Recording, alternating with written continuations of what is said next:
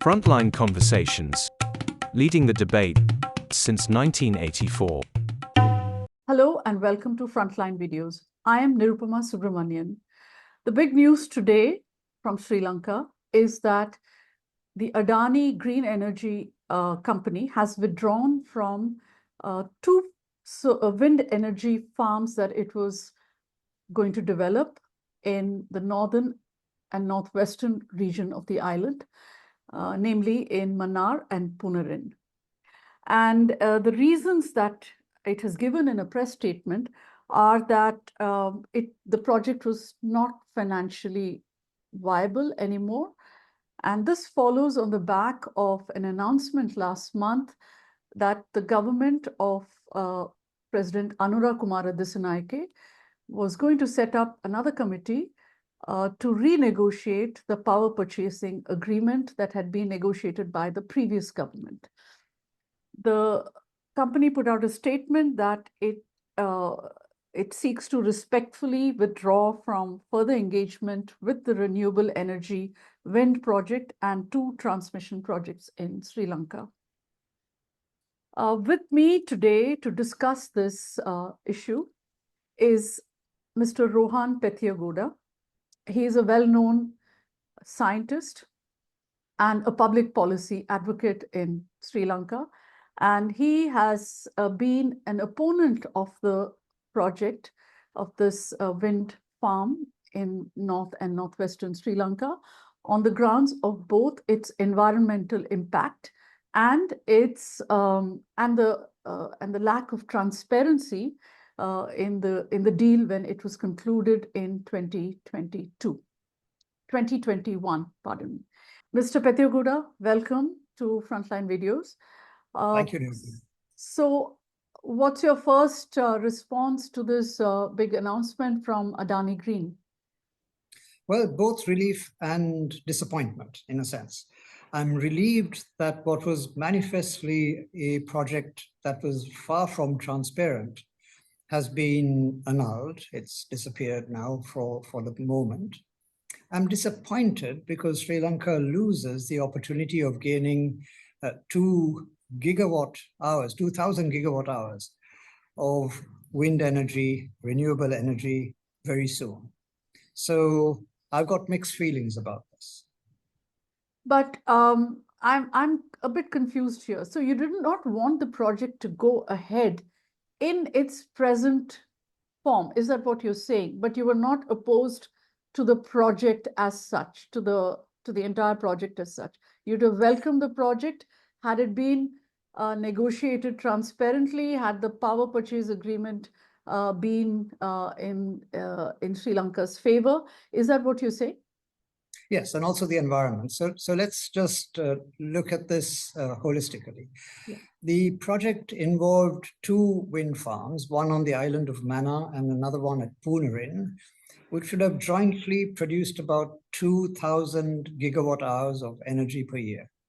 Hugely valuable and immensely important for Sri Lanka. The project has been in the pipeline since about 2019, since the time of President Gotabaya Rajapaksa. The final price that was approved by the Sri Lankan cabinet under the leadership of President Wickremesinghe on the 6th of May last year, it's a long time now, was 8.26 US cents per kilowatt hour. Now that is almost 3 times the price that is usually tendered in India for a kilowatt hour of wind energy. And Mannar is a very successful and lucrative wind energy source, one of the best wind energy resources in South Asia. So we should have been looking at a far lower cost. But of course, as you know, Sri Lanka has gone through a massive economic collapse in the last few years. Of course, the country has recovered beautifully in the last 3 years since 2022, but still we're not out of the doldrums. And because of that, there would be a risk premium attached to Sri Lanka, but a risk premium of 300% is ridiculous. So that was my first objection, the price that we're being asked to pay. So if we were asked to pay a price that's, for example, 50% above the going rate in India for 4.5 cents per kilowatt hour, I think that would have been reasonable. That's my first objection. The second objection is that there has been no transparency. The usual way in which power is purchased in Sri Lanka is through a tender process. We've had other tenders for wind power in the Mannar region. And those have yielded a price of between 4.5 and 5 cents. So recently we had an award by this present government of Nirupama Subramanian for 50 megawatt plant, relatively small plant, bearing in mind that the Adani plants are about 250 megawatts. For a 50 megawatt plant, a price of 4.65 US cents. Now, that's in the kind of ballpark that I would consider relevant. But considering that the Adani plants are 5-10 times the size of that 50 megawatt plant, we should have got the economies of scale kicking in and got an even lower price from Adani. So we were paying far too high a price. Now, can this be pinned on Adani? No, because it takes two to tango. There would have been parties in the Sri Lankan government that were complicit in negotiating this higher price. And so really, I can't hold that against the Adani Corporation. Many people paint me, and I must address this, as being anti-Adani or even anti-India. I am neither. Sri Lanka needs India for its future development. There's no question about that. We also need investors like Adani to come in and invest in this market. We need their dollar investments here. So there's no question of our revoking either India or companies like Adani from investing here. We need them desperately. So anyway, that's my second objection, the lack of transparency. We should have gone into this through a tender process where bids could have been called, transparently evaluated and awarded to the most attractive one for the people of Sri Lanka. Thirdly, there is the environment. Mannar Island is a key to the South Asian bird migration corridor. There are millions of birds that migrate through this area every year. They come through the peninsula of India and into Sri Lanka during the winter, and then they return northwards during the summer. Now, there would be some environmental consequence from a wind energy project on Mannar Island. There already is one. There are two, in fact, and these have been shown to have certain consequences, but manageable consequences. Our objection to this Adani project on the grounds of environment was simply that the procedure wasn't followed. Sri Lanka has environmental rules, environmental impact assessments, and so on. Now, if those are conducted properly and the Central Environment Authority signs off on those impact assessments and approves the project, there would be no problem. But in this present project, the Central Environment Authority refrained from approving it on environmental grounds. And the government was still trying to push it through. I speak of the former government of Mr. Ranil Wickremesinghe, not the present government. So on all those three grounds, I think there was an adequate foundation to dismiss this particular project in this manifestation. The project also involved telling some untruths. From the outset, the Sri Lanka governments of Gotabaya Rajapaksa and Ranil Wickremesinghe maintained that this was somehow a government-to-government project between the government of India and Sri Lanka. However, the government of India, as far as anyone knows, has never been associated with this project. But isn't it, just to interrupt you here for a second, did the head of the Ceylon Electricity Board not tell a parliamentary committee 2 years ago that he was told by President Gotabaya Rajapaksa that this was a project in which Prime Minister Narendra Modi of India was personally involved, and that he should actually clear it immediately. And of course, the gentleman in question resigned a couple of days after this statement from his position. So it does seem that at least going by the statement that if I recall, his name was Mr. Ferdinando. Going by Mr. Ferdinando's statement, there seemed to have been some kind of pressure from Delhi. Yes. So what Mr. Ferdinando told the Parliamentary Committee on Public Enterprises was that President Gotabaya Rajapaksa had told him that he had a personal request from Prime Minister Modi, asking that this project be given to Adani. Mr. Ferdinando said that in Parliament, he made that statement. And the very same evening, President Gotabaya Rajapaksa issued a statement denying that he had ever said such a thing to Mr. Ferdinando. He distanced himself from that statement. Obviously, he was embarrassed. And because the president effectively called Mr. Ferdinando a liar, he resigned a couple of days later, because it's untenable for a senior government official to be in office if the president is saying that he is a teller of lies, of fibs. That's right. So that was the background there. But there's been no official document, despite the Minister of Power and Energy, for example, the previous Minister of Power and Energy, Mr. Kanchana Vijayasekara, said in Parliament on numerous occasions that this was a government-to-government, a G-to-G project. But no document has ever been cited by anyone to substantiate that claim. There appears to be no document between the government of India and Sri Lanka, and such documents are usually talked about publicly. They're used, for example, or announced when the meetings of heads of government take place. But no such announcement has ever been made at such a joint bilateral meeting. So it seems that this was confected in Sri Lanka by the previous government, the government of Gotabaya Rajapaksa and Ranil Wickremesinghe, to give the impression in Sri Lanka that somehow this was something coming from Mr. Modi, when in fact it may not have been at all. This might have just been those leaders trying to paint a picture of being under pressure, under duress from Big Brother India, to give this project to a favored party. It also may have been that they were party to forcing Adani to give a higher price because of some vested interest that they had in these projects. Because again, as I said, it takes two to tango. The Sri Lankan government on the 6th of May, 2024, awarded this project to Adani at an outrageous price, having gone through two committees, not all the members of which agreed to sign the committee reports. So obviously there were reservations or some call for explanation as to why that was the case. So there was a problem. And we also need to try and understand the difference in price that we're talking about.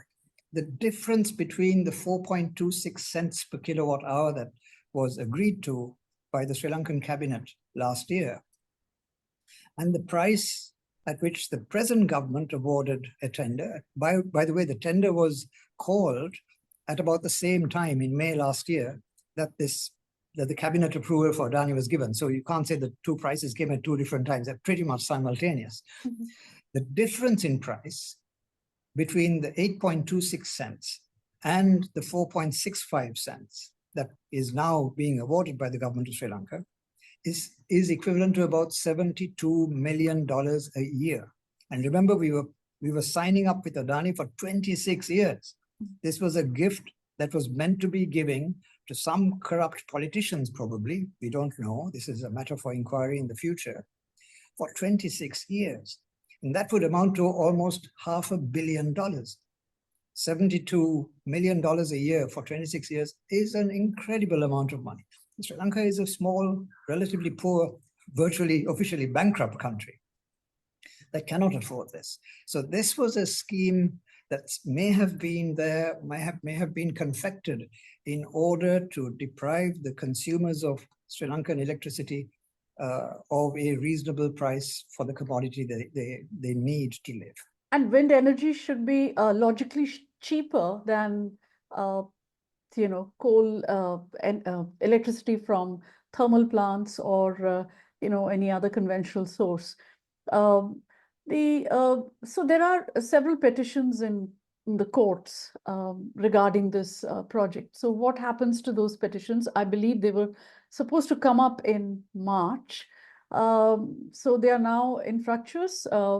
Is that what's going to happen? So two comments on that. First off, we don't know because the Attorney General will have to make a representation on those matters. The second thing is that on the matters that are before court, obviously I can't comment because they're sub judice. So this is something that we'll have to wait and see how it evolves.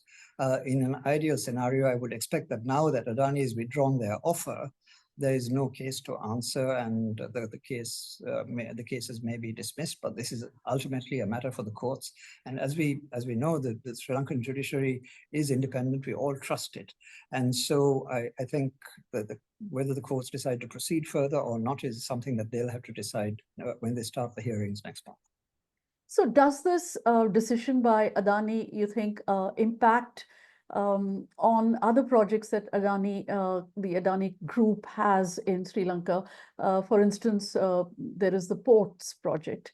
And do you think this may impact that in an adverse way? Because I'm hearing that the ports, actually the West Container Terminal, which the Adani Group is developing, is almost ready and finished. So how do you think it might impact that? I don't believe there'll be any impact there. They have tied up with the John Keel's group in Sri Lanka for this port project, very respectable company. And I think we need to consider these two projects entirely separately. The port project is a done deal. It's in progress, and I hope it performs as well as it's expected to. So that's an important project. The wind energy project, for the reasons I told you, was not. And that's especially why I think that we need to be introspective about this and think, where did Sri Lanka go wrong in negotiating this project? Was it political pressure by local politicians, or was it corrupt officials, or was it just bad management and naivety that led to this outrageous price being concluded last year? And the other thing, of course, is that wind energy itself does not seem to be high on the new government's list, because President Anura Kumara Dissanayake has spoken about solar energy. And I think when he was visiting Delhi, there was an agreement that the two sides will cooperate in putting up solar energy farms in Sri Lanka. Perhaps I think it was either Trincomalee or somewhere around Trincomalee. So how do you see that? And what do you expect now after this sort of rescinded deal, or if rescinded is not the right word, the deal from which the Adani Group has withdrawn? How would you say that any companies bidding for a solar plant should go about this in Sri Lanka? So if it is opened to bids at any level, I think that's a good thing. The worry we have to face, and that will always embarrass any government, is when a deal is arrived at without going through a transparent process, a process of calling for tenders, calling for bids, even if bilaterally. You know, Sri Lanka and India have a very intimate relationship. We're not going to get out of the same bed anytime soon. And in that scenario, there is a justifiable cause for the Sri Lankan government to tie up with Indian companies for the provision of energy services, for example. This makes eminent sense from a strategic perspective, and also simply from a political perspective. India now is one of the biggest wind energy and renewable energy producers in the world. The technology is entirely up to date. Indian companies are able to compete with anyone else in order to deliver this. So it makes total sense for Sri Lanka to tie up with India on this, but it should be transparent. We can, for example, even insist, for example, if you call for bids, it doesn't have to be international. We can just bid within India for Indian suppliers of wind energy to compete amongst each other and come to the best prices. The same for solar. There's not just Adani, there are many other companies. Adani might be the biggest, but there are many vendors, suppliers within India who have this technology and who are large-scale producers. So there's no good reason for us not to have transparent procurement in these energy purchase agreements. What always will raise a red flag, however low the price, is if you don't have transparency, because the suspicion will linger that you have agreed to a price that is higher than the market price. So long as President Dissanayake, as he promised before the elections, that energy will be purchased through transparent tender process, so long as he abides by that promise, he is on good ground. But if he has a situation in which he has to sign bilateral power purchase agreements without going through a transparent process, I think he is in grave peril of suffering the reputational shame of his predecessors. So if Adani Green Energy Company were to theoretically get involved in the solar project in, say, Trincomalee, if that's where it's coming up, there would be no objection from within Sri Lanka against that, against their involvement. Certainly no objection from me or from anyone else who I think is thinking about this from a rational perspective. So long as we follow the law, the Sri Lankan law requires that we follow, start again. So we have last year a new Electricity Act, and the Electricity Act requires that power purchase agreements be through a transparent mechanism of competitive bidding. So long as that act is abided by and we don't try to subvert the spirit of that act, and so long as the environmental regulations are abided by, why should we object? Sri Lanka needs renewable energy desperately, and it's in our interest, whether it's Mr. Adani or anyone else, to purchase that power at the lowest possible price. That is the challenge before us. You know, one of the reasons that there seems to have been a rethink in the government of Sri Lanka also, I mean, of course, President Dissanayake, before he became the president, had also, you know, he had said that he is going to cancel the Adani project. But thereafter, after he became president, there was a development in the United States where the Adani, the same company, Adani Green, was actually, you know, there was a case and against them for bribing Indian officials, and there seems to have been a kind of what we call a spin-off of this in Sri Lanka, and Sri Lanka said it would start reconsidering the Adani projects within, and the Adani wind farm was one of the projects that actually they started looking into after that controversy. So there is a kind of reputational damage to the Adani brand, as it were. Do you think that is going to figure in any future involvement by the company in any power projects, any renewable power projects? First off, I don't think so. I think I have to correct you a little bit there, because Nirupama, I don't think the Sri Lankan government officially responded to the indictment of Adani Green Energy in the US. Their attitude was that that is a US case and they will watch carefully, but it wasn't going to affect anything that the government decided here. The review of the Adani project, I don't believe had anything to do with the US chain of events. The president himself, in the course of the election campaign, as you pointed out, on numerous occasions, said that he was worried about this deal. He used the term underhand deal on many occasions. He referred to this as an underhand deal. And he said that it should be dealt with transparently. And so I think when he took office, he decided that he would review this case, and that was the proper course to follow. Remember, the previous cabinet had already approved the award to Adani. And then you might wonder, why didn't it take place for all that time? It was awarded, after all, in May of last year. And the current government took office only in November of this year. So there was a long time in which the project could have been signed up, but no power purchase agreement was signed. And I believe the reason for that was because the Director General of the Central Environment Authority refused to give his consent, and the Public Utilities Commission asked to see the government-to-government agreement by which the tender process was not followed, because the government claimed that it was not following a tender process because it was a government-to-government agreement, but they couldn't produce any documentation to support that claim. So because of those kinds of problems, the project was held up and no PPA was eventually signed. And then when President Dissanayake came to office, he decided to review it, and his cabinet went through it and decided to revoke the earlier cabinet decision of President Wickremesinghe, which hadn't been acted on, and instead appoint new committees to review this. So and that decision is maybe 3 weeks ago, so it was quite recent. In the meantime, of course, those of us who have been opposed to this project have been vociferously arguing against it, but at the same time trying to be reasonable, taking the view that so long as such projects are agreed to in a transparent manner and abide by Sri Lankan law, and especially the environmental regulations, we should have no objection to this. And indeed we don't.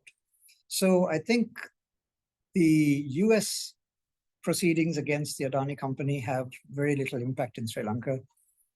Indeed, there have only been indictments and the cases haven't been heard. And I think I saw in the media this morning that under the Foreign Corrupt Practices Act, I believe these indictments were issued under that act, that no proceedings will happen in the US now under the act because Mr. Trump has decided that they won't enforce that act. So these cases in New York will probably disappear for that reason. But that has no bearing whatsoever, so far as I know, on the Sri Lankan scenario. Thank you so much, Mr. Pethiyagoda, for your time and for explaining to us what the opposition to the Adani Green Energy project in Sri Lanka was all about. Thank you so much. You're very welcome. Frontline Conversations. Leading the debate since 1984.